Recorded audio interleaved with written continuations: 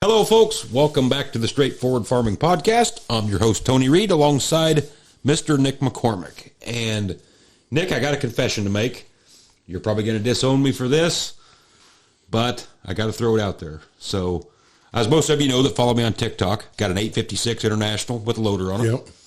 It's big and clumsy for everything that I want to do around here. Yeah. You know, not a bad tractor, but it's too big. You know, them tractors weren't made for loaders. They're just gigantic for loader work. So I bought a new John Deere loader tractor yesterday. Haven't got it yet. I know you're going to disown me because it's a John Deere, but... Is it a 40-20 side console? It is. Yeah, power shift with the great big long gear shift on it. There you go. Now you're cooking with grease. Yeah. So as much as I don't need the 856 and know that, okay, I'm just going to keep it, but it's going to sit over here, and the next time I want to go to use it, it's going to sit there so long that the fuel has algaed up in it, and it's going to take me 45 minutes to get it going to do a 10-minute job. Yeah, I get that. So it's like, do you get rid of it and just let somebody else get the good out of it? Do you keep it because it's like anything else? It's worth $8,000 now, whatever it is. 10 years from now, it's going to be worth $12,000. I don't know. And you've seen my tractor. It's nothing nice. It ain't like it's some cherry 856. I know what you're saying. For that stuff around the house and whatnot, I mean, I've got a Kubota. I mean, those smaller little hydros are That's exactly what I got. I mean, they just are. So, but I don't have to pick up anything big or heavy either. That's how I am. Just stuff around that, pulling shrubs. Yeah, you know how this doing stuff around the house. You know how this farm was when I bought it, tore down all these buildings, got all the concrete ripped out. All the heavy major loader work is done. Yeah. You know, now it's going to be scoop a little bit of something up here, dig a tree in, whatever. Yeah, scatter a little bit of rock, you know, whatever. So, and I've still got access to backhoes, big loaders. Yeah. If that need arises. Yeah, exactly. So, what do you do with the old iron? You know, on one hand, it was Dad's tractor. Granted, I didn't grow up on this tractor. In fact, we bought it from you guys years and years ago. It was 806. And Dad either didn't set the parking brake or the parking brake didn't hold one or the other. When it was an 806, rolled down a hill, hit a big tree, and they totaled it. So they took the 806 diesel motor out of it. It was still good. Put it in an 856 gas. Yep. And that's what I got now.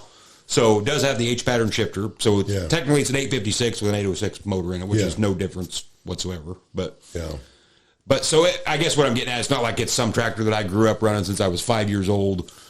You know, got a bunch of sentimental value. I mean, I don't know. Just sit on that one for a little bit and think about it. That's whichever decision you make right initially, you'll want to think about that for a little bit. I can't tell you which way to go on that. I mean, there's been a ton of stuff we've got rid of that I wish we'd have kept. Right. But you can't keep it all. Exactly. I mean, looking back now, you know, me and Dad both had a 1468 International. Mm-hmm.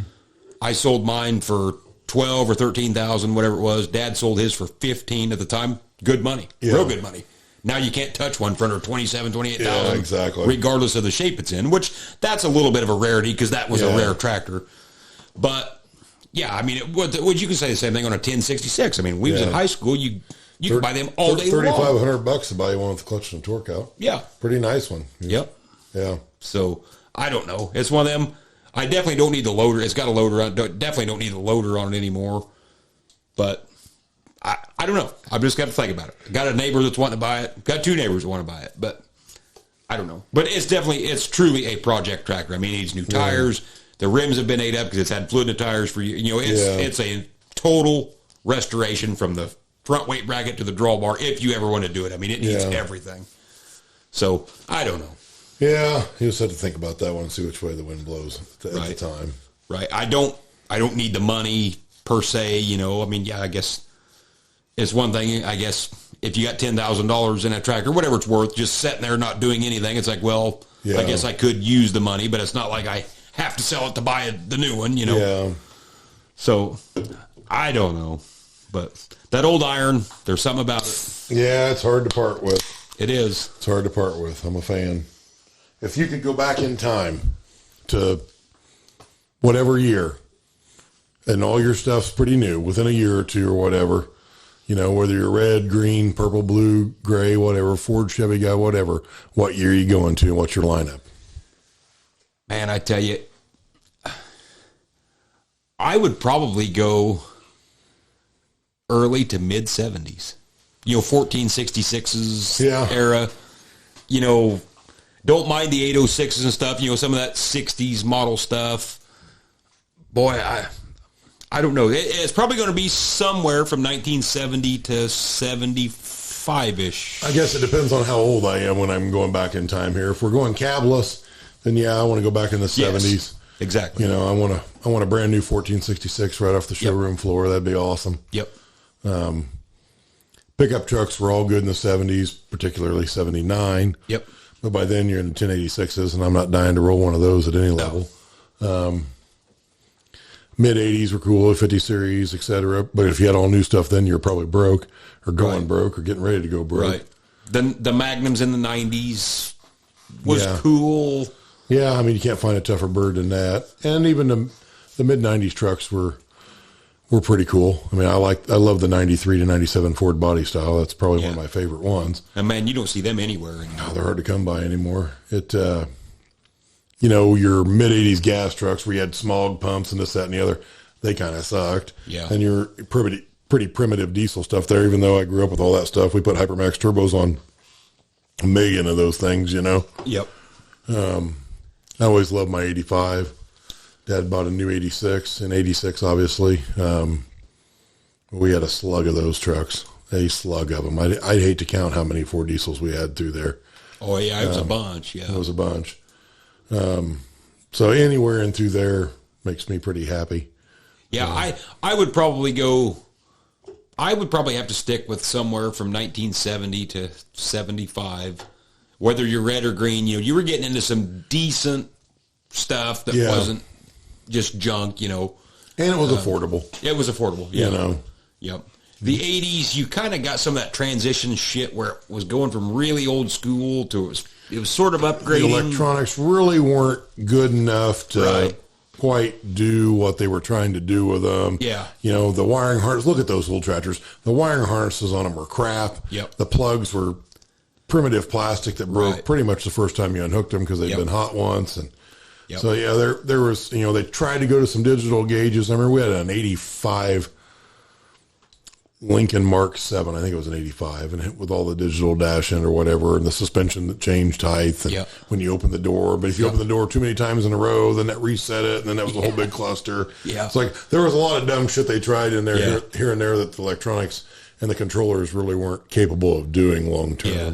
And even in the 80s, a front wheel assist tractor was pretty crude. Yeah. You had to get to the 8,000 series Deere. Yeah, I mean, not that a 4960 was terrible, on the Deere side, but I mean, it still wasn't no 8,000 Deere. And same way with the Magnum, a 5488 front wheel assist versus a 7130 was no comparison. I love a 5488 front wheel assist from a look standpoint, but it took them 40-acre field to turn them around. Yeah. They didn't turn for shit.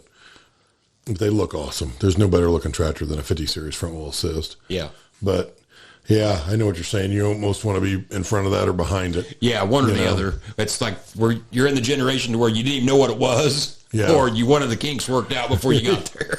Yeah, exactly. Like I said, in the automotive world, there was a lot of goofy stuff going on. Yeah. So, and semis were kind of the same way. Unless you're a Peterbilt guy, then they really never have changed. But, well, like how many horsepower was a 6.9 diesel Ford out of the factory? I mean, them things couldn't have been shit. I mean, 1993 Ford diesel was 180, I believe, because a factory turbo 94 was 185. Really? And they only bumped it 5 horse for the turbo because they wanted to be they were more than that, but they wanted to be a big gap, a big jump when they went to the Power Stroke. I'll be damned. But you're still talking like 200 and some horse, which brings me to another point. My brother and I were just talking about this the other day. So a new diesel pickup truck now is like what? Like 300 and some horse? Yeah, something. Most of them are tuned to well beyond that. Okay. So you're going to pull what? 26,000 pounds at most with those?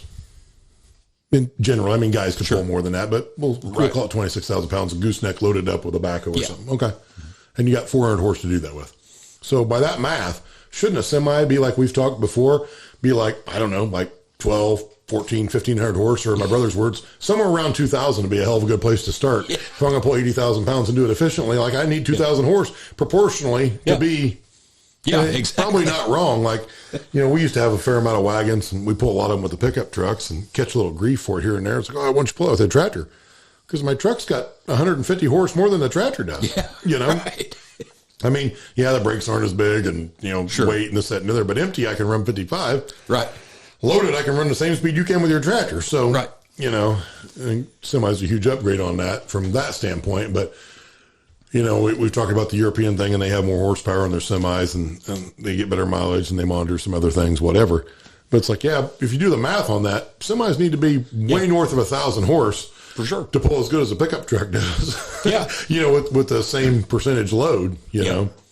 So I don't know. I guess if I'm going back in time and I'm a deer guy, I want a 40-20. Supposedly I want a 60-30, even though nobody wanted them when they were new. So I'm calling bullshit on that. But I guess I want a 46-40, a 40-20 sitting there, probably a square body Chevy and a 359 Peterbilt. Yep. There you go. And I am set to go. Yep. I'm rocking and rolling at that point in time. Yeah, they always talk about 63s. We only made X amount of them. That's because nobody fucking wanted them. That's why they made. They're like, we got to stop. Wasn't because there was a production issue. Yeah, because people weren't ordering them. Yeah, exactly. I don't know. On the red side of things, I mean, it didn't get much better than, like I said, a new 1466 or something. That'd be pretty awesome to have back at the time.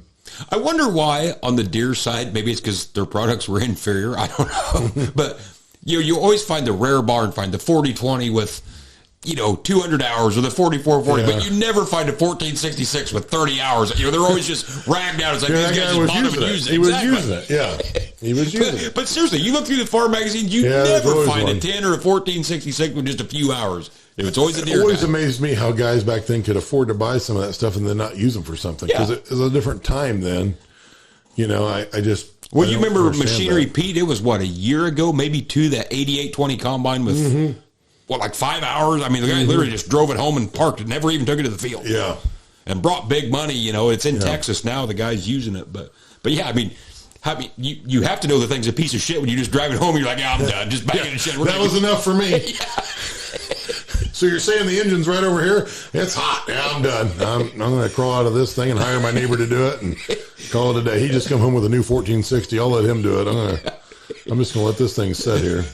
But I think over all the years, I have never seen that. I don't care if you're talking an 806, a 1060, you name any. I've never seen the rare one time, and it's been, it's probably been 10 years ago or more.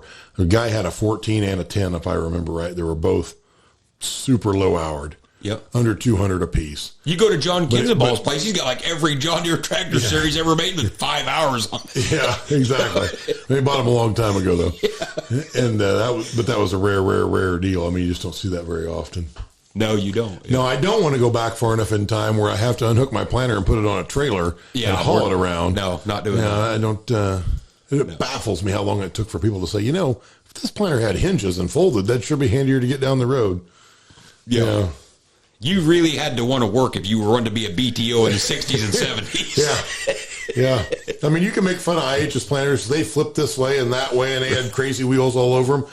But Deere was saying, hey, just pack it on a trailer and haul it to the next field. It's like, nah, I think I'm good, but I think this 6-row is going to get me. Like, I'm just going to work late. Yeah, because Deere, back it on the trailer, take the tongue off because it's going to stick out. You got to hinge it up out of the way.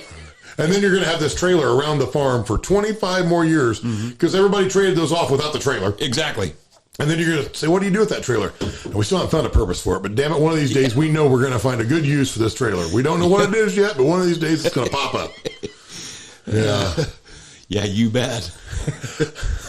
That's what, Deere's come out with this new planter that's, to combat the Kinsey planter or whatever. What they're missing with that deal is they didn't send it with the trailer. I know. If they really want to go old school, they should have sent it with a trailer. Yeah. Well, that's a problem. Ain't that one of the low-hour 4440s? They take it to all the farm shows on. It's sitting there hooked to a 4440, like in the magazines and that. I think that was one of them rare. At the Farm Progress show, it wasn't a rare one, but it had been fully restored. It had been done very, very, or not Farm Progress show, Farm Machinery show. It had been done very, very well, and that got sold at Mecum the year after that. I can't think of the guy's name. A couple of my buddies actually know the guy. Super good dude. But I think he figured at that time that was as much as that tractor's ever going to be worth, coming fresh off of that deal. The funny part about that show was, from the couple times I went by Deere's booth, the tractor was getting more props than the planter. I'm sure. Nothing against the planter. I'm sure the planter's a fine machine. Sure. You know, as far as that goes. You know, everybody likes the old stuff. Right. You know, so people were, and it was a very, very, very nice restoration. Yeah. You know, whoever did that did it right, did a nice job on it, you know. Yeah. So what do you think of Whistling Diesel destroying the 1206? Now, I'll set this up for those of you who maybe don't know this. So, 1206 International tractor, highly sought after by collectors. It's got a very neat paint scheme from the factory, white fenders. You know, it looks like a normal IH tractor from the, are them like 60s or 70s? So from the 60s, you know, red hoods, but they put white fenders on them. Very, very sharp looking tractor, highly sought after if you're a collector to have one fully restored. So this guy on YouTube, he goes by the name Whistling Diesel. I don't know where he gets his money from. I have no idea, but he basically goes out and takes very expensive trucks, anything, and just demolishes them, just sees what they'll take, destroys them. So this same guy goes to the Farm Progress Show in Decatur. I think that's where he bought it at. I believe so. 1206 International, fully restored, and buys it. And everybody's like, okay, you know, he's not going to destroy this. He's actually going to use it home on his farm, and no more gets it home. And he's like, I'm going to destroy this thing. And I mean, he does. He just, the first video on YouTube, go check it out, Whistling Diesel. He drives it through an old house, or not drives it through it, but you just got to go watch the video. Runs it off in a pond, just tears this thing all to hell. And this is my takeaway from the video. I don't know the guy. I mean, I got a kick out of watching the video. I did. Even as much as it hurt, it was just because the guy don't care. You know, he only done that because everybody on Facebook was making fun of him, whatever.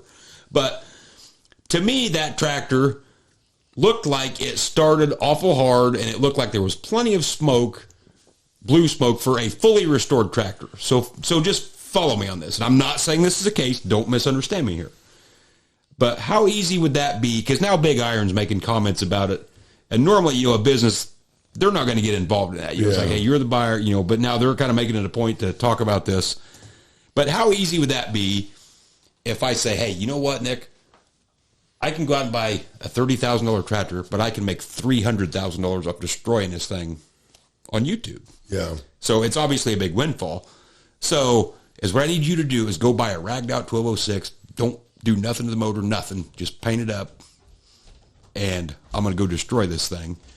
And I'm not saying that's the case, but you go back and watch that YouTube video. I don't think that tractor runs very good for being a fully restored tractor. Well, that's very possible. And unfortunately, in today's world of fully restored tractors, there's a lot of those that way that are supposed to be fully restored, but that's pretty loose use of the term. I walked through a booth here recently and saw some quote-unquote fully restored tractors. First telltale for me, if I can grab the clutch pedal and wiggle it 6 inches side to side, whoever restored it didn't do that good a job. You know, and that was without starting them or driving them or any of that. That's just walking around and looking, you know. But I get where that guy's coming from, and I get his angle on stuff. I guess I have to look at it from the standpoint of you and I would do the same thing to a 60-30 or 40-20 if we had his money. You know, he's just on the wrong side. Supposedly he's going to do a 40-20 next. And, you know, I used to have a buddy that, well, I still have him. He's still a good buddy. But I told him for the longest time before YouTube was even a thing, this was back 20 years ago, that I'm like, if I ever win the lottery, I'm going to buy the ground across from your house, and I'm going to burn a 40-20 once a month. Just for fun, just because I know there's not a damn thing you can do to stop me. But I was joking, kind of. But now that it's come to fruition, I'm not a square body Chevy guy. I appreciate them for what they are, but I'm not a Chevy guy. I saw his Chevy video, and that made me mad. Then I saw the 79 Ford video, and I'm like, a little frustrated. I can appreciate in the fact that he has 0 F's to give, but I can't get on board with it. Like, I just can't get on board with it. Like, if I realized it wouldn't have been near as big a hit if he'd have just bought like a 966, whatever. Yeah, whatever. You know, a ragged out 1086 and just destroyed. Nobody to watch the video. It wouldn't have been a big deal, and it would have made, whatever. But I would be the world's worst salvage yard owner. Right. Because I don't like to knock things in the head. I like to fix them. I don't like to destroy them. You get partial to stuff, kind of like I get partial to your them. dad, on the other hand, he'll sell anything. He'll sell anything. But I finally nipped him on some of that because it gets too hard to replace. But I'm partial there. You can ask my wife. Like, it doesn't matter what it is at a certain level. If it's a personal item of mine, like I'm attached to it. Right. For the most part, like, I just want to keep it. And so I really struggle with watching the destruction videos. Like the SEMA one, I've heard a little bit. My brother thinks they're all hilarious. He loves them. He watches them over and over again. But like the one where he buys that truck at SEMA that's supposedly, some magical truck with this great suspension, this, that, and the other. And then, he jumps at one time and blows all the shocks off over where he's like, I really don't think it's that good. Like, I see the humor in that and I see where he's going. That's just not me. I don't like to tear shit up. I get it. I like to fix things. I see where he's coming from. Like you said, if he'd have started with a 40-20 or a 60-30, I would probably think it's a little funnier, or 2805 Massey, whatever, anything. Starting with a 1206 and the ag side of things irritates me. Like, I like 1206s, but I'm not in love with them as the rest of the world. Right. I appreciate the paint scheme. I'd rather have an 806 with a turbo on it, to be honest with you. Right. From a using standpoint. But they are cool looking. I don't really like to go any older than 66s, to be honest with you, if I got to use them. Right. Because they're just so much more user-friendly. But I definitely don't want to see them destroyed. I mean, the positive side, it made the rest of them worth that much more, I guess. Right. But still, I'm just not a destruction guy. Right. Yeah. Well, usually if you watch Facebook, whatever, the deer guys are always the first ones to get bent out of shape about anything. The IH guys are pretty more relaxed. Well, the IH guys were losing their minds over this deal. Yeah. So if he destroys a 40-20, 60-30, whatever, the John Deere guys are going to just fucking lose it. Oh, if he destroys the John Deere 40-20 side console, yeah, like, he'll get death threats. There'll be a hit put out on him. Like, those guys are going to hunt him down, lock, stock, and barrel. They're not going to take that very well. No. He better ease into that. He better start with like a 30-10 gas or something, something they appreciate, but they don't really want, you know? Right. Yeah, definitely not a side console. No. Round muffler, oval muffler. I don't know which one's desirable. Deer guys always talk about that. They both are a pain in the ass in my mind, so I don't really care. But yeah, that'll be a hell of a video if he does it, though. Yeah, it will. I knew when he bought that, because which I'm not on Facebook, but people kept screenshotting stuff and sending, and they're like, "Oh no, he's actually going to farm this 12. No, he's not going to tear it up." I knew the day he bought that he was not going to farm it. No intentions of farming with it. No. He's definitely a guy that is fueled by the haters. I mean, the more you hate it, then he will just pour it on even more. I mean, but he's getting the views, and that's paying the bills. Like I say, he's going to make $300,000 off of destroying a $30,000 tractor. Yeah, I mean, probably so. At the end of the day, and probably so. But it does pain me to see it. I did laugh through the whole video. I thought it was hilarious. Which, it only made it funny because I knew it was pissing so many people off that he was doing it, Like you said, if it had been a 1086, it's like he could have done the exact same stuff and it had been like, nobody would have cared, Yeah, it wouldn't have been funny. Then nobody would have watched it, Right. Yeah. I will say, I only saw a short clip of the 79 Ford one where he's hitting all the fence posts. That was funny. Broke my heart a little bit because it's a pretty nice 79 Ford. But the fence post thing, it's like clip, clip, clip, clip, clip, clip, just nipping them off. I'm like, yeah, okay. One of those, he filled the bed with concrete. Yep. I mean, I have only seen snippets that people send to me. I refuse to go watch them.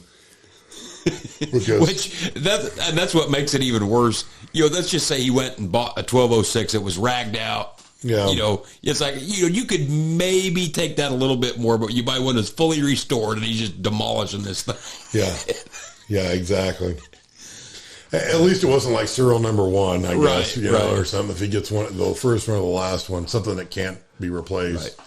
But I tell you what, though, you can't tell me that if you could buy 6030 serial number one, and it's like, man, I know I could make close to $1 million just by crushing this thing on live TV with a monster truck. Man, you'd have to scratch your head. Oh, that I'd probably do, yeah. Yeah, that I'd probably do. I can get on board with that. Yeah, you talked me into it. Yep.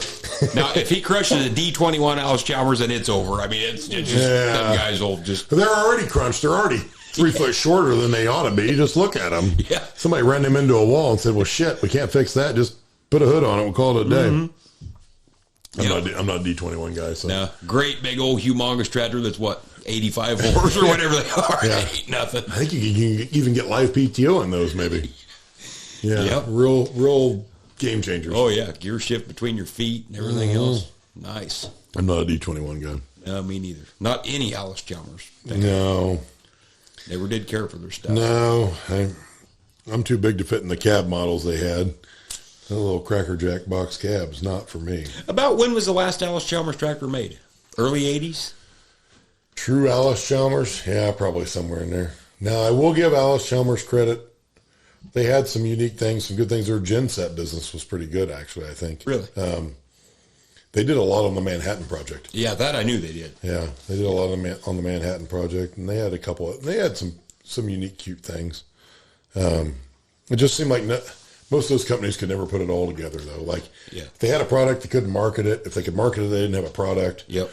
You know, almost none of them, except for Deere, ironically, stood the test of time. Yep. Selling other people's products. Yeah. The rest of them all kind of went down in flames. Like I saw a TikTok the other day on white semis. Super interesting. I don't remember who did it. I should have saved it.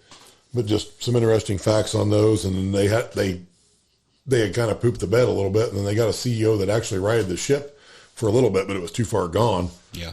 He did the best he could. But they had some unique stuff and whatnot. I mean, everybody does, I suppose.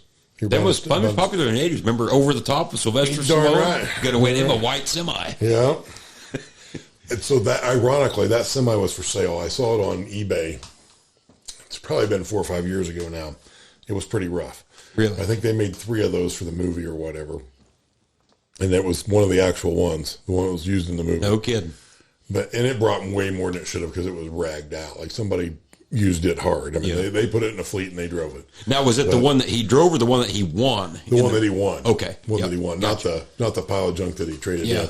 Which the opening scene of that movie, did you know? Got Heston Hay equipment on there. Yep, he does. if I remember Actually, right. Henry and I just watched that movie probably, it's probably been a year ago. It was on either Netflix or Amazon Prime. And he's Yeah. like, and I said something about, man, I used to watch that all the time when I was a kid or whatever. And he's like, Yeah. well, what is it? So I'm like, well, just watch it. So yep, for you younger guys, go check out the movie Over the Top. It's a big arm wrestling movie. Yeah, not something to hear a lot about these days. Yeah, that ain't no kidding. I can't tell you last time somebody said, hey, let's arm wrestle. Yeah. But it used to happen back in the day a little bit. Yep. Before What everybody got so kind of fancy. truck did he have when he was still trucking it? It had a Detroit diesel in it, I know. But, I mean, that thing had to be like an early 60s. It wasn't a Marmon, was it? I don't remember now. might have been. I'd have to go back and watch it. But, yep, he had the old pulley, with the weights on. He Yeah. could sit there the whole time and Yeah. pump iron going Pump down. iron going down the road. True trucker. Yeah. Settle it in Vegas, Tony. Yep, that's right. Yep. Yeah, it's like a switch. But I wonder why over the years, White, who made farm equipment and trucks, international farm equipment. I wonder why John Deere never ventured into. Well, shit, they weren't very good at farm equipment. Nobody Well, had that's a truck. true. Yeah. And some of it maybe stick with what you're good at or whatever. I don't know. That is interesting, though, because even Allis-Chalmers, didn't they use those big purple people eater motors in trucks Yeah. for a little bit? Yep, they did. Yep. But yeah, Deere never really ventured into any of that. None of their stuff ever got used in trucks. Which, I don't know. I'm not saying this was the case. Maybe some of that is what was the demise of some of these other companies, getting too diversified. But, I do know Deere used a lot of their motors in like big boats, shipping boats. Yeah. Generator, their engines were used in a lot of other applications Yeah. outside of farm equipment, just not in trucks. I mean, the truck side of International is the only thing that survived. Yeah, exactly. So it shouldn't have been dragging them down. Right. Their light line should have made money. And for the guy who keeps ragging me on TikTok or whatever that International Suburban's older than that, I never said that the Scout was newer than or older than the Suburban. I said they invented the SUV. There was nothing sport or utility about the original Suburbans. Okay, so you can get off my ass about that. I said they invented the SUV. That's a sport utility vehicle. There was nothing sporty or nothing utility about the original Suburbans. I realize they're like 20 years older than them, and to me, they look like a bus. Right. A shitty two-wheel drive bus for the most part. Maybe some of them are four-wheel drive. I don't know. But knowing Chevrolet, the rear end was faster than the front end, so you had to push the front end around everywhere. We had a GMC that way one time. That's super handy in the snow. Could you imagine, though, if Deere just come out today and said, okay, here's the deal, boys. We're going to make limited edition for 1 year. We're going to let Chevy put a John Deere motor in a pickup. They would sell so many of them. Oh, it would be, and think of how all them guys would buy them and park them in their garage and never drive. You're damn right. They would sell every one they could make. It makes you wonder why they've never tried to do it. I don't know, or at least a John Deere version of a Chevrolet pickup or something. I mean, yeah, you know, it's not as popular now, but there was a time where I always said, you know, some of those guys are 3-time losers. If they had Pioneer seed corn or Chevrolet pickup and a John Deere tractor, that's like 3 strikes and you're out. Exactly. You're just trying to go broke. You're just trying to go broke. So if you could show up with a Chevrolet pickup with a Deere motor and it loaded with Pioneer seed, you're ready to go. Now, that being said, we've planned Pioneer off and on over the years. I'm not knocking Pioneer now. I will knock Chevrolet because, well, I don't really like them. Or Deere, for that matter. but yeah, I won't kick Pioneer that much. I miss 3394 some days. We never had gray leaf spot with it, really. Right. And that was I cried a little bit the day they quit making that shit. Yeah, we were talking the other day. Because we took it on late in our area compared to other areas. Yep. You know, we never really had the issues with it that other places had, and it was still our best corn when they discontinued. That's the best stuff we had. Yep. But we were talking the other day. That was one of them numbers that when it was good, and then when it went off the cliff, it was gone. Done. It was gone. Yeah. Yeah. I don't know.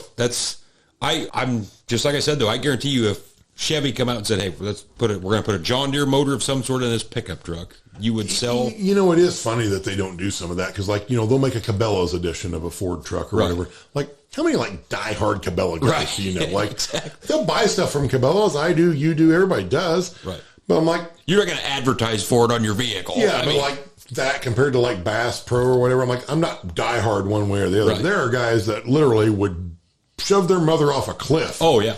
For John Deere himself. Yeah. You know, twice. They'd kick her to make sure she fell fast. I can name 5 people off the top of my head that would buy one of them trucks so fast your head would spin and it would sit in the garage and never get drove. Yes. Yep. Except for the one Whistling Diesel bought that he would destroy the very next day. That I could get on board with. But it is funny that they don't make special editions of some of that stuff. Because the world's come down to branding, right? Like, right. And I'm a fairly brand loyal person, so maybe I'm a bad example on that. Because once I find a brand I like of certain things, like I don't change for the most part. If they're treating me good, I think they're selling me a good product at a fair price. I'm not really hunting and searching. You know, I was a diehard Nike guy till the Kaepernick deal. I haven't spent a dime with Nike since. Right. But I love their socks. Sure. Their shoes fit me. Every time I have to buy somebody else's shoes, I'm still pissed off because they don't fit as good as those on my particular feet, which are wide.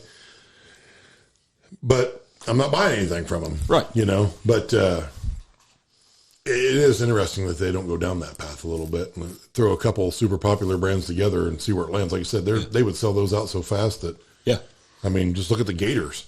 Oh, for sure. Yeah. There's a lot of those people that'd rather have a Polaris, rather have a Kubota for whatever task it is they're doing. But they're John Deere people, and by God, they bought a John Deere. Yep. And the Gators have come a long way. I'm not saying they're inferior in any way, shape, or form, but for certain tasks, they are.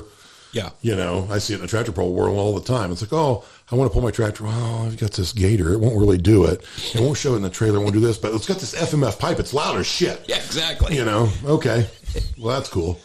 And it's green. It matches your stuff. But yeah, they should do that. You probably give them a great idea. They'll probably copy that next to them. Yeah, exactly. Well, I'm sure you know people in the pulling world that have one tomorrow. I got a buddy that's got a couple of Suburbans he's put 466 Deere motors in or is in the process of, which is kind of cool. Yeah. You know, why repower it with, sure. You know, everybody can throw a 5.9 Cummins in it. Like, you can buy kits for that. I mean, everybody's doing that. I mean, he's got it putting a 466 Deere motor in it, which is kind of cool. Yeah. You know. Yeah, it probably has to have little wheels underneath the axle to hold the frame up. Down, but sound guard cab, or is he going to just use? I don't know if he's putting a post in the middle of the windshield or not. I'll have to ask him. It'll be a necessary upgrade. Oh, for sure, yeah. And you have to make the gear shift like really long. Right. I don't know if you have to shake the wheel to start that when it's in a truck or not. That's right. You ought to ask him. Yeah, I'll have to look into that. Yeah. 4 cans of ether later, got her go. Did anybody try shaking the wheel? Still my best YouTube clip I love is I always go back to those Hitler finds out ones. I could watch those. They're hard to find now, but like when Hitler finds out his TA went out of his 1066, when Hitler finds out they bought Lexions instead of Axle Flows, and when Hitler finds out his 4020s won't start, are some of the all-time best videos on YouTube. Yeah, for some of you younger guys, maybe Yeah, what's that been? 7, 8 years ago, probably roughly.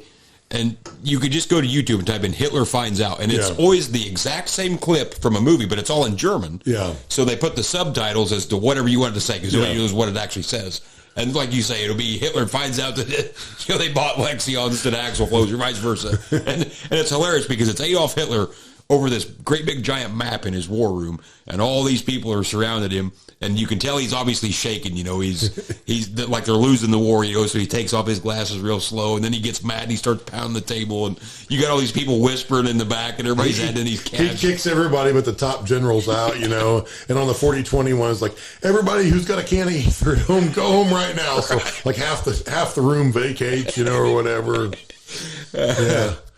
Those are classic. Like somebody spent a lot of time on those, but it might be something as simple as Hitler finds out that LeBron's going to the Lakers or something. Right. I mean, they do sports ones. There's a ton of them. Yeah, you just added whatever captions you want. It's great. God, we used to watch it for hours. Well, they actually banned that deal for a while. But I'm like, that's what actually made that movie popular, because it wasn't that good a movie. Well, what movie was that even? Because I don't know, but something about I'd read one time that the people that made the movie pulled it. Wouldn't allow those clips to be used, and then they realized, well, shit, this is the only way we're getting any pub off of this deal, so they let them back go. But a lot of those got eliminated. But the 1066 one, what do you mean the torque's out? We just put it in last year for the parade. We haven't even used it. And they're all pretty funny. But there was so many different scenarios on that you could literally watch for an hour and never see the same. And what's the whole clip? Maybe 5 minutes at the most. Maybe, yeah. It ain't very long at all, but there was some good ones on there. Yeah, the one where the secretary's crying in the hallway. The other gal pats her on the back and says, "Don't worry, honey. We'll find some dimes somewhere." Because he says, we won't have a damn dime or something or whatever. Pats her on the back. "Don't worry. He'll find some dimes somewhere, honey." I don't remember what clip that one was from, but it was funny. Yeah, there were some people put a lot of time into them. It was hilarious, the stuff that they come up with. The Lexions. What do you mean we bought these overpriced, complicated German pieces of shit? Yeah. We'll never get our crop harvested. I said axial flows. I wanted 5 axial flows. Yeah. Yeah, I do. I'm going to have to go home and watch those now. Oh, yeah. Yeah, I about forgot about them. Yeah. Well, I don't even know where we were before this. We got off on this movie tangent. I lost my train of thought. I'm the same way. I've kind of lost it here. That's funny, though, talking like movies like Over the Top, arm wrestling, you don't hear nothing about arm wrestling, boxing. I mean... No, a bunch of that stuff's just fallen off the face of the earth. Boxing was a big deal. I mean, Tyson days. I couldn't name you any big-name boxer now. Wouldn't have a clue. Holyfield was about the last Holyfield and Tyson and Muhammad Ali. I mean, George Foreman. I mean, all them guys, when we were kids, but it's all gone now. Yeah. Not that it don't exist, but you just don't. You just don't hear it. It's not as big of an event as it used to be. And it's funny because when I was a kid, we'd go to Grandpa and Grandma's every Sunday, never miss a Sunday. And my dad and all them, he could have cared. Of course, come from a humongous family. Your dad had 14 brothers and sisters. And so there was always tons and tons of people there. But, Dad and some of them, they didn't care about the sports. They were just there to shoot the shit on Sundays or whatever. But you always had the certain block of people that was there that did. And it seemed like in a Sunday afternoon in a 5-hour period, you could it was like you got all the sports. You got boxing, baseball, football, depending on the time of the year, whatever. Yeah. But you only had 3 channels on your TV. Now we got like 400 channels, and it's like you don't even... Yeah. Catch the highlights on ESPN maybe and go on. Yeah. But a lot of that stuff I never followed, When I was a little bitty kid, we followed back then it was WWF wrestling, and I wouldn't even say I followed it. Knew what it was because you had everybody knew who the big names were. Yeah, you might have had an action figure or 2 of them. Yeah, and it was actually on Channel 55 on Sundays. But even now the WWE or what I don't know. Admit it, Tony. You were a Hulkamaniac. Oh yeah, Start going to farm shows, tearing your shirt off. Yeah. Yeah, that was back when that was a deal then, though. Mm-hmm. Yeah. Hell, about all them guys are either dead or pretty close to dead. Yeah, all the stuff they were taking didn't fare very well for their bodies. No, it didn't. It truly didn't. You can always snap into a Slim Jim so many times. Yeah. Macho Man Randy Savage. You want excitement? Snap into a Slim Jim. Hacksaw Jim Duggan. Everybody hit somebody with a 2x4 playing around one time was Hacksaw Jim Duggan. Jake the Snake Roberts, Yeah. Ultimate Warrior, Yeah. The Undertaker, Rowdy Roddy Piper, Piper. Yeah, there was a slug of them. Andre the Giant, Yeah. the good old days. They were up in Peoria one time. A buddy of mine wasn't there, but he knew a bouncer that worked at one of those clubs. And all those guys come in. He called his boss. He's like, hey, Andre the Giant and all these guys are here, and I'm just letting you know if they start some shit, I'm leaving. Yeah, I'm out. I'm out. I'm not even attempting to stop this. He's like, so far they're super calm and they're not doing anything, but if they want to start doing something, like I'm just bailing. Have you ever seen, which, when we were kids, Andre the Giant, I mean, yeah, he was a big guy, but I didn't really realize how big he was. Because, Yes. when he's standing next to Hulk Hogan, he don't look like he's that big. I mean, Yeah. he was big, but, like I've seen different stuff on, whether it's Facebook over the years, Instagram, whatever, where like Andre the Giant sitting on a Honda 3-wheeler. It's Yeah. like they just dwarfs that Yeah. guy. A large individual. Right. Like, how inconvenient does that have to Yeah. be? And we've all seen the stats, that like he sat down and drank like 54 beers in one set or whatever it was. Just an astronomical amount, and it shows his hand there. And I mean, just dwarfs a can. I mean, it looks like a shot glass. At that bar that night, if I remember the story correctly, and like I said, this is hearsay, but they finally just individual pitchers for each of them. Yeah. And they were just drinking it straight out of the pitcher because just bringing them one at a time wasn't getting it done, Yeah. Of course, God only knows what all stuff they were on and Oh, yeah, for so on sure. and so forth. But Yeah. and maybe they weren't. I hate to put, accuse them of something. Right. I'm not, but Right. But yeah, he's just a mountain of a man. Yeah. Just literally mountain Yep. of a man. But back then, even though, and I guess we're maybe getting off, most people want to hear farm stuff. I don't know. We're just talking here. But, back then it was even cool as far, let's take Pete Rose, for example, as a baseball player. And as well as anybody, I'm not a sports guy at all. I don't follow any of it. I couldn't name one Major League Baseball player today, I don't think. I really couldn't. But back then, even though we weren't into sports, I never ever played sports growing up, but you knew who them people were. But, like Pete Rose was a stud, I mean, Yeah. the guy, at the end of the game, he was covered in dirt from head to toe. Yeah, he'd done the work. Yeah, I mean, Yeah. and it was like a man's game, It was a man's game. Don Mattingly had a killer mustache Yeah. for the Yankees. Yeah, and I didn't follow sports super hard back then. I mean, I knew who some of the players in the games were, but I wasn't. Right. Dad was a NASCAR guy. Right. We were tractor pulling. We didn't really have time for the other stuff. Right. I mean, I knew who Larry Bird, Right. all those guys were. And we didn't have the luxury of having 500 channels to No, we watch all didn't that. either. We had Yeah. 3 channels, Yeah. And The time you get your news in there 6 times a day that Yeah. parents had to watch and the weather and whatnot, you didn't have time for Yeah. anything else. but there's a guy on TikTok, and I can't think off the top of my head what his username is, but he's got all these old packs of baseball cards unopened from like the late 80s and early 90s. And he'll be like, yeah, let's see what we got here, and he buys all this stuff on eBay and all over the place. It's still got the gum in it and everything. Oh, I bet the gum's tasty. Yeah. But it's funny how it's kind of nostalgic because he'll crack open a pack and he'll be like, okay, so today we're looking for Mark Grace or Andre Dawson. He'll name, and it's like, man, I've totally forgot about that guy that you just mentioned it, But it's like a typical pack of cards when you was a kid. You'll flip, I don't know if there's 15 cards, whatever it is, 99%. You never got anybody worth of shit. Like you could buy every pack they ever made. Right. You never got the ones you wanted. Right. But it's funny, he'll be rolling through them and it's no name, but all at once he'll pull out somebody just randomly. You're like, man, hell yes, I remember him when I was a kid, You just remembered the name and it's crazy. It is fun to go back through all that old stuff.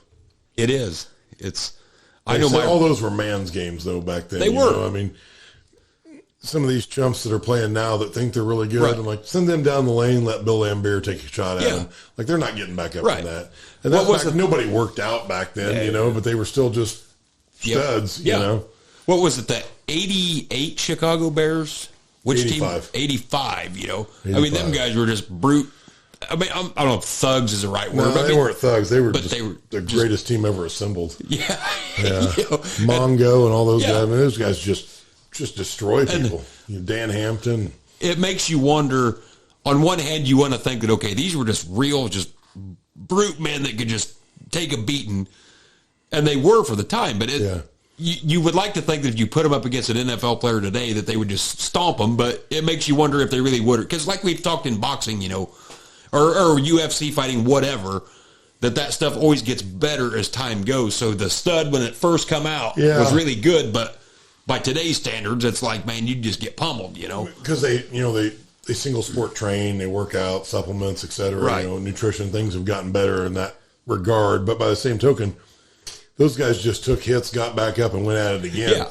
Whereas today, I'm going to go down I'm going to take. Right. It's not an important enough game for me to play. And this, and Right. those guys didn't sit out of those games. Right. They played all those, and they beat each other up over it. And how far do they stretch the rules today? So obviously steroids are illegal in Major League Baseball, but how have we twisted the rules to where it's maybe renamed? So they're still using some stuff, but that's legal, but we just can't cross the line. I'm 99% confident that Babe Ruth wasn't using steroids. And look what he did. So I don't know. You go back to those old football players or whatever, take the 85 Bears. I mean, those guys drank more beer on Thursday than 5 guys could throughout 2 weeks, And then they played on Sunday or Monday. The football was, in a sense, it was like the 8 to 5 job as far as how you behaved. Yeah. You weren't just living at the gym, this and that. It's like you just went out and drank beer, partied, and then we got a game today, and so you went and played the game. And so, those guys were something else. All those old athletes back then were. Look at Bo Jackson. I mean, just. They'll flat tell you if you watch the 30 for 30 on it. I didn't work out, and you got to watch yourself in practice. They'll run you to death. Yeah. He's just a natural. I mean, that guy was he was chiseled out of stone, basically. Yeah. To my knowledge, he didn't work out at all. And played football and baseball professionally. Yeah, played football for a hobby. And, you think about that, it's like, hey, whenever you get time, like, could you come over here and play some football? Yeah, I'll be done in 3 weeks. Right. I'll be over. Okay, well, you don't need any of the preseason training or any of that. And we've got Marcus Allen, who's a Hall of Fame running back. We're going to bench him. Yeah. We're going to put you in because you're that good. Yeah. Those old posters, where he's wearing the football pads and got the bat and the setting. That was a pretty cool ad. Well, remember, he was always notorious, and a lot of you young guys won't remember this, but Bo Jackson, complete stud, played, last I knew, for the Kansas City Royals. I think he might have been with the White Sox somewhere in there. He played for the White Sox a little bit after he got his fake hip. But nonetheless, if he would strike out, he would break the bat over his knee. Yeah, or his head. Yeah, or just shatter. I mean, it's unbelievable. You got to go to YouTube and check this out. When he would strike out, he would be so pissed. He would just, like it was a twig. I mean, nothing, just shatter it over his knee. One of the guys that was on his team's like, I tried that one time. Like I crippled myself and didn't get the bat broke. Like thought it was a great plan. It's like Bo's just doing it out of sport, for fun. And it's funny because you could see look in his eyes that he'd do it, and it just didn't faze him a bit and walk straight to the dugout. No, he could do it. Yeah, it was unreal. But yeah, they were true athletes back then. I mean, and like I say, I never watch ESPN, but you'll catch little tickers like on our local news here, the local news station. They always got a ticker at the bottom, and it just little snippets and they go through sports, weather, blah, blah, blah. And, you'll see that Yadier Molina's out because he's got a sprained pinky finger, or whatever. It's like, are you serious? Yeah, exactly. Yeah, those guys got hit by a truck. We'll be there on Tuesday. It's okay. Yeah, it was unreal. Yeah, they were tough. But the money wasn't near as good then, so they had to have it, you know. You had to be there, too. They had to be there to get it, and it wasn't that great. I mean, it was better than what we were making or our parents were making back then or whatever, but still it wasn't you weren't astronomical. There were $120 million contracts back then, I still think it's bullshit that Pete Rose ain't in the Hall of Fame. I mean, he was gambling, but... Man, if he'd have played his cards a little better there was a time where I think he could have overcame that, but boy, he shit the bed on that with some comments and whatnot. But yes, as far as the game he played, and I really don't care about the gambling, as long as he's betting on himself to win. Yeah, that just makes you want to work even harder. I mean, exactly. It wasn't like he was just throwing games because he had him $500,000 and had to lose. He wasn't betting to lose. Yeah, but he truly was a stud. I mean, back in the day. Cal Ripken, all those guys were just super tough back then. Yeah, and it's funny because I never watched sports. My dad never watched that stuff. Dad always watched college sports. He was a big Fighting Illini fan, basketball. Yeah. Maybe followed their football very little, not near to the tune of basketball. But he never watched Major League Baseball, NFL. He never watched none of that. But yet, as You still kids, knew who they were. you knew who they were, and you only got 3 channels. You weren't. Yeah. It wasn't like you had all this stuff fed to you information, but somehow. Somehow we always knew. Yeah, I I guess- suppose from people at school or I think it whatever, was, because back then it was popular. Yeah, trading ball cards. was a big deal. Yeah. I mean, can you even buy baseball cards anymore? I assume so. It's not like at the corner of the grocery store when you leave. I don't go to the grocery store anymore, but yeah. I know I got a brother that's got a mountain of baseball cards. He had a lot of them complete sets. You Yeah. could buy, I don't know if there's 1,000 cards in them. Yeah, whatever there was. Boxes or whatever, but he's got tons and tons and tons of baseball cards. But I don't know anything about them. Yeah, I don't either. Ozzie Smith was a big hero around here. Yep. St. Louis Cardinals. Yeah. I just never followed it. The Cardinals caravans coming to town. Yep. Yeah, in fact, they was in Sturgeon. Yes, they were. It was 3 players that didn't amount to shit compared to the rest of the team they had. But They would have been back in the Whitey Herzog days that when he was was the Whitey manager. Herzog days, yes. Back when we had a Chevrolet dealership. Yeah. That's where it was at. Oh, yeah, gosh. And hell, that thing went out in probably, late 80s? Been a long time. Yeah, it's been a long time ago. Yep. The good old days, I Yeah, guess. time slips away. It does. It really does. Now we're got auto steering Facebook, and we don't even know what's going on. Yep. Got right here at our fingertips while you're going through the field and the tractor's driving itself. You could look up any baseball player you wanted, and I Yeah. could care less. Yeah, I could care less. Yeah. Once they started to get political, I didn't need any more professional sports. Yeah, that. All my heroes got killed in NASCAR for the most part, so Yep. I don't follow NASCAR at all. at all anymore. I couldn't even tell you. I don't even know how to watch a race now. On I who's don't either. winning. They got segments, this, that, and the other. Yeah. And I wasn't a Dale Earnhardt guy at the time. Boy, I miss him since. But I do like the Dale Jr. Download podcast. I like listening to that because he does a lot of old stuff, Yeah. whatnot on that. But Mark Martin, Davey Allison, Alan Kowicki. Could you find a better dude than Alan Kowicki? He's driving the Hooters car, so you're obviously a fan. Yep. I'm a Ford guy, so it's Right. doubled up for me. And the guy's got 2 sticks to rub together and a box of rocks. Yep.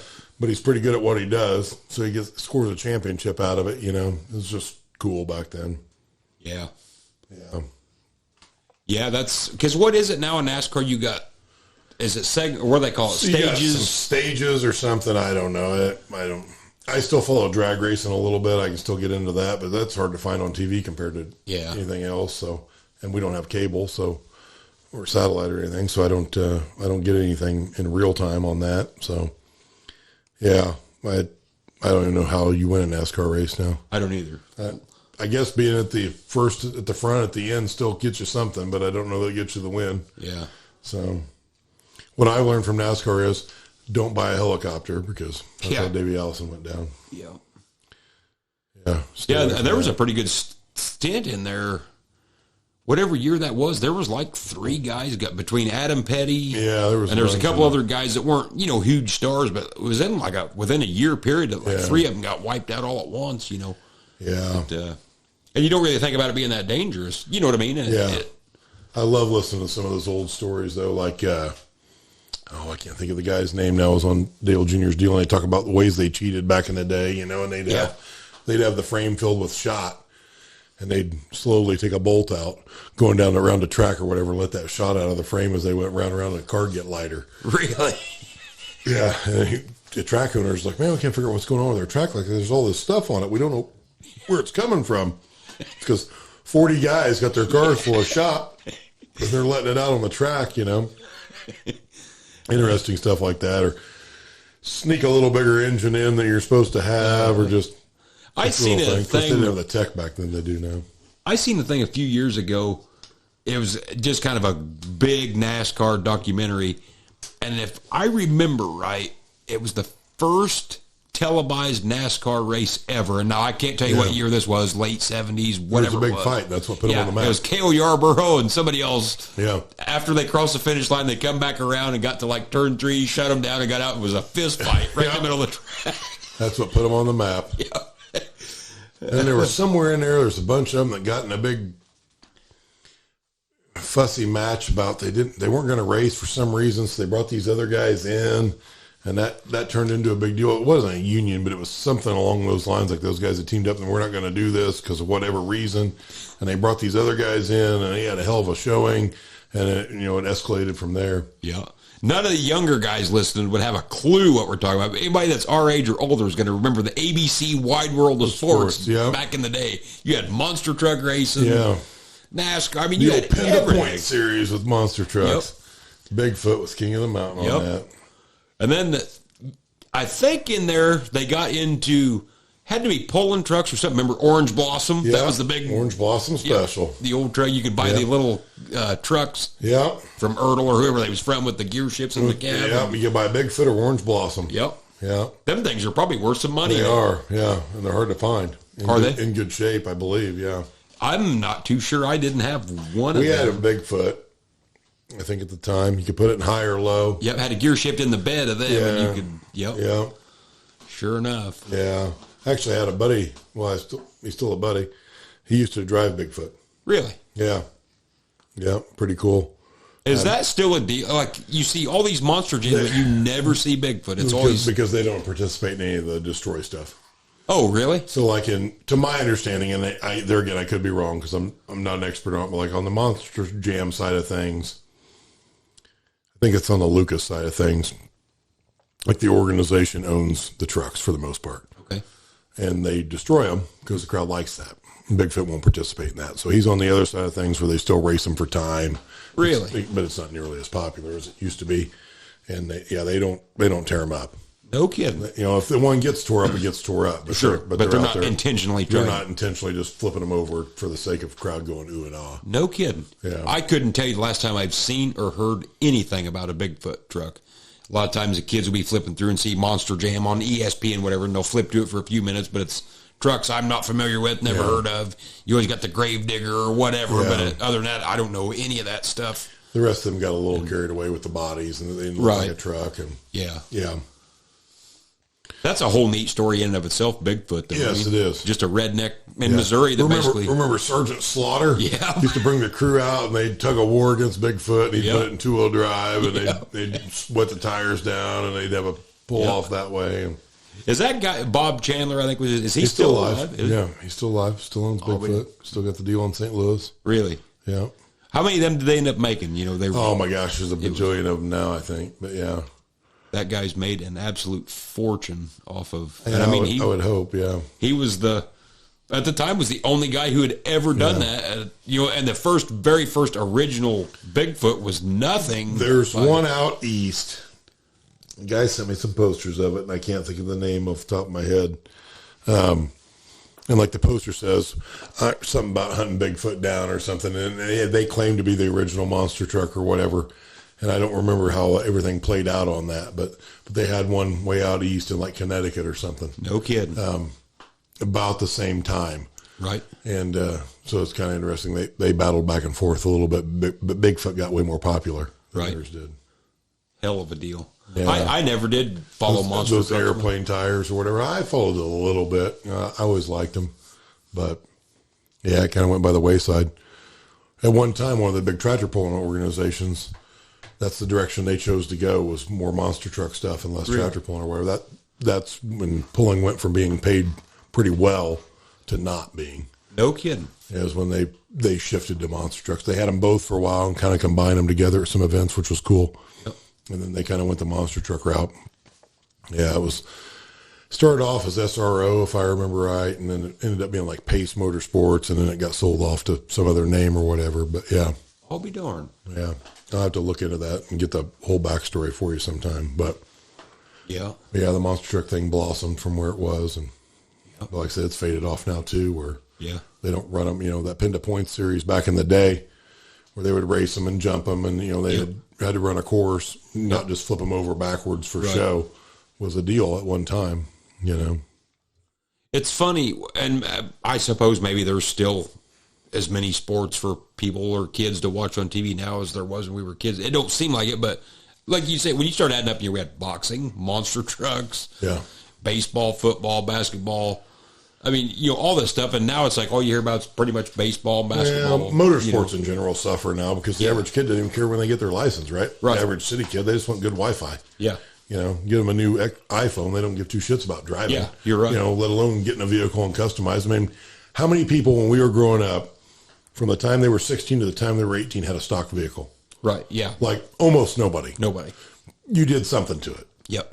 To make it your own. Now, okay, you got a, 2012 used Ford Explorer that your parents handed down to you or whatever. You just drive it and you're done with it and move on. When we were kids, you had a 79 Ford. You put 4-inch lift on it instead of Super Swampers. And, chrome rims. Chrome rims, a lot of exhaust. Nowadays, all you do is buy a Cummins, put stacks out the bed, and turn it up so it'll roll as much coal as possible.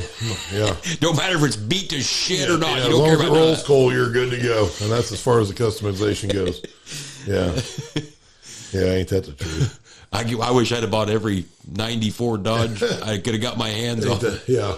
I had one. It was the biggest piece of shit I ever owned in my life. But the 99 was good. The 99 was good. That was a good truck. 5-speed. That was a good truck. Yep, that was a good truck. It really was. But gosh, these kids, I don't know how these kids afford to drive these trucks nowadays. They were expensive at the time when we owned them. Yeah. But it's to the 10th power now. Yeah, exactly. I can't imagine what insurance and stuff is on this.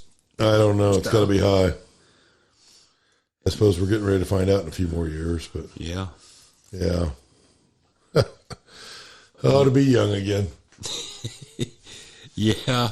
Them were the good old days. Yeah. A little bit of black smoke was cool back then. You didn't have to have a 55-gallon barrel full of it, but Yeah. Yeah, nowadays it don't matter if the truck's got any power or not. Yeah, you just turn the just- screw yeah. far enough that it just retards it. my brother and I always laugh because our shop was just 3 houses down from the intersection, right? So, everybody's getting on it, taking off. And the whole time we were growing up, like you'd look out and there's some Z71 and it's just making all kinds of racket and it's up to like 15 mile an hour. Right. It's like this guy's made enough noise to turn a 4-second quarter mile, but he didn't. He's up to 20. Yeah. Ooh, he's got something going on now. Uh-huh. Cackling away. Yep. Now it just rolls much coal and then let off to let the turbo whistle. Yeah. And Yeah. Who doesn't like that though, Tony? I'm a big fan. if the local truck and tractor pulls had the same pulls when we was kids, where it was literally stock pickup trucks off the street, Yeah, that was good times. they would have 900 kids there pulling their trucks. But it's like everything else. Now it's got so far out of hand, they don't even show up because it's sanctioned, or not sanctioned, but close to sanctioned. I mean, Yeah, it got to be expensive. Yep. Everybody bought too much stuff. if they would just make a run what you brung truck class. But back then you could buy an old truck and just, if you tore it up, it wasn't a big deal. Yep. Now it's classic. Yeah. And unless you're whistling diesel and you're going to drive over some fence posts, it's not affordable. Times have definitely changed. Yeah, not for the better necessarily. But what are you going to do about it? Well, we were talking earlier. The wife's got some family here for the weekend, and they were asking different stuff about what we do and this and that, and they were dumbfounded that we didn't have football at our school growing up. Yeah. No. And I forgot. I told her on the deck that I've never ever been to a football game, but I forgot when I was out on wheat harvest out in Kansas. They was the same way. They couldn't believe we didn't have football, and so they're like, "We're going to take you to a football game before you're done or whatever." So that fall, after we were done with fall harvest, they took me to a high school football game. Yeah.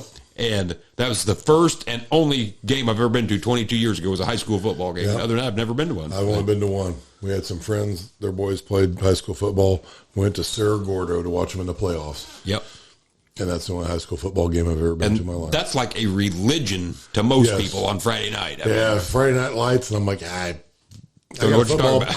I had a football body, what you're probably. talking Yeah, don't know what you're talking about. Yep.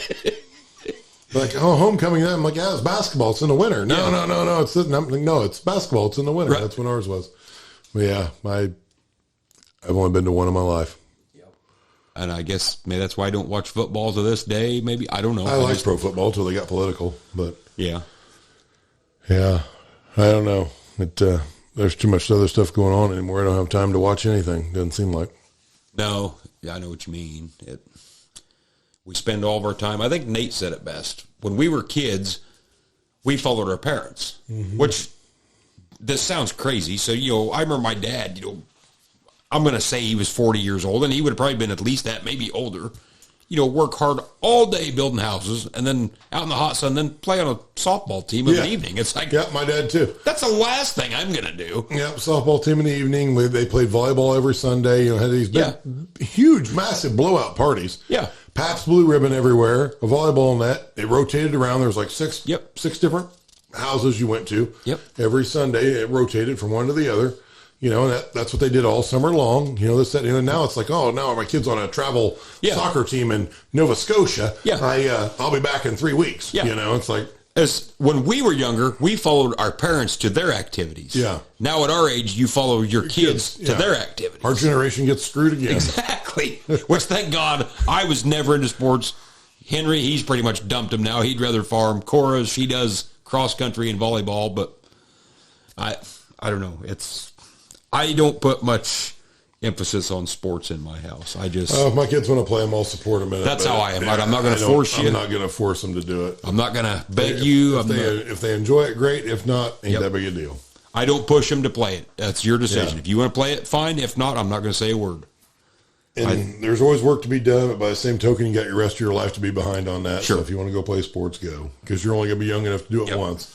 Because at our age, if I sleep wrong, I'm down for 3 days. Yeah. So, and and this would be like anybody that's listening to this, any small town in America. If you ain't got the right last name, you're not going to play much. Well, it does affect things from time to time. And my kids don't have the right last name, and I'm fine with that. I'm not complaining. That's the way it is, and that's why I don't encourage them to play. I mean, I don't, and I'm not going to. If they want to, fine. If not, that's fine too. There's definitely some lessons to be learned through sports, but you can get a little carried away too. Next thing you know, like say you're in Denmark playing girls softball for a pro girls softball career. Right. Not knocking them, but there just isn't a lot of that going on. I don't see the logic in spending $10,000 on your kid from the time they're in fifth grade to a senior to get $1,000 scholarship to college. Yeah, exactly. That made no sense to me. Yeah. Whereas if you just did your math homework really well, you probably could have got the same scholarship. Yep. And been good at math. I mean, it probably sounds sexist, but on the same token, you can make an honest career out of playing baseball or basketball. Granted, nobody around here is going to, but MLB, NBA, even NFL, you can make big bucks. I don't know any volleyball players. Do you? I mean, name one professional volleyball player. Can you name one? No, I can't. So, but you can name somebody from the NFL. What I know about professional volleyball, at least on the beach level, is the gear is very restrictive because they're down to thongs and basically tassels covering it. Otherwise, you can't play volleyball in the sand. I'm like, the shorts and a tank top would restrict you. Like how Maverick ever did it in a pair of jeans, I'll never know. I'll never know. The dog tags had to completely... had to throw them off. Yep. Yeah, for sure. But you're right. I mean, what's the upside of that? They're not going to play professionally. Yeah. I just don't see the logic in spending that kind of time and money to get a $1,000 scholarship at the end of it. I don't even care if my kids go to college. I didn't go to college. I'm not saying college is a bad thing. I just don't think it needs to be beat in your head that you have to go to college. How about a trade school or what? It depends on where you want to go. There's plenty of other stuff to do. At one time, I was a big college proponent. I went to college. I enjoyed it. But it's so much different now than it was then. That didn't cost $400,000 to send you to college. Exactly. And that's a major part of it. I mean, Henry's all about, he likes to farm and he loves to weld, even though he's 12 years old. It's not like he welds 8 hours a day, but the little bit that he's done, he really likes it. I'm like, then look at a trade school. Yeah. There's good money to be made in people that can weld good. Yeah. And that's a dying art, I can tell you that. Yep. So what I told him, I said, hey, you get out of school, you want to go see the country, go work on a pipeline, whatever. Yeah. When you get tired of traveling, come back. What are we going to do for welding shops around here? I know of 2 guys up my way that are both in their 70s. Yeah. One of them died 2 days ago. Oh, really? I think so. Yeah. So. Yeah. Yeah. So what do you do? I mean. Yeah. There's plenty of room for those guys. Yeah. But true craftsman is a dying breed in this country. Yeah. I don't know. I'm going to let him do whatever he wants. I'm not going to push my kids. We've talked in the past. I'm sort of hands off. I don't mean that I don't guide my kids a little bit, but I'm not gonna beat it. Like you have to be a farmer because I farm or whatever. I don't care what you do. Do whatever you want. Yeah, it's totally up to you. But I don't know. Well, God, we've run this one. Yeah, we've run it long, way over the top here. So as always, we've come full circle, but we've made it back to where we started. Yeah. And so hope you guys are having a great harvest. Be careful. Be safe out there. Yeah. we kind of got off the reservation here. We didn't really talk much farming on this. I guess we kind of went back to our childhood days, to sports. I don't know where all we've been. We've made it around the horn, though. Yeah. But nonetheless, we're just here to entertain, easy listening. You know, we're not out to try to educate nobody. We're just here to throw it out. And if you like it, fine. If not, we don't care either. But it is what it is, right? So anyway, thanks for tuning in. We will see you guys next time.